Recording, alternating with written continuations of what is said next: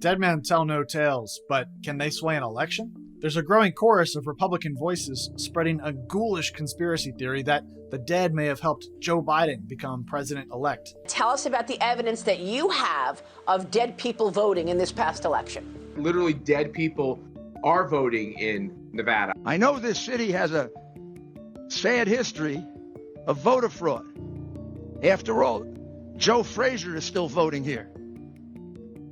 Kind of hard since he died 5 years ago. Which raises two important questions about the dead. One, can their votes be counted? And two, is there an army of dead voters that could have pushed Joe Biden past President Trump? Well, unlike most questions on the afterlife, the explanation to this is not that complicated.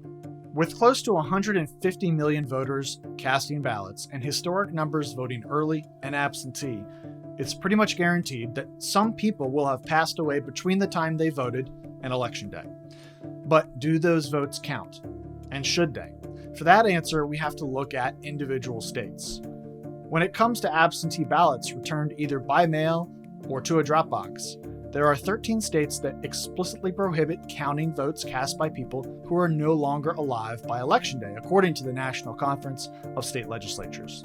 When you account for early voting, ballots cast in person prior to Election Day, that number grows to 17 states who separate ballots after a person dies.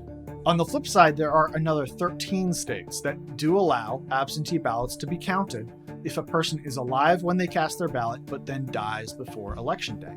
While it's a little unclear in the other 20+ states, all states are required to keep their voter rolls up to date, which means removing people who have passed away. Take Michigan, for example. They aren't one of the states with a specific rule, but during the primaries earlier this year, 864 ballots were rejected because the voters died before the election, even though they were alive when they filled out their ballot. Now, it takes time to update these voter rolls, and it's incredibly hard to check to make sure every single voter is still living at the time votes are counted if their deaths haven't been reported yet. It's possible that some votes could get through, but it's not enough to have any major impact in deciding an election. As the National Conference of State Legislatures put it, unlike many election policy questions, this one does not have a partisan edge.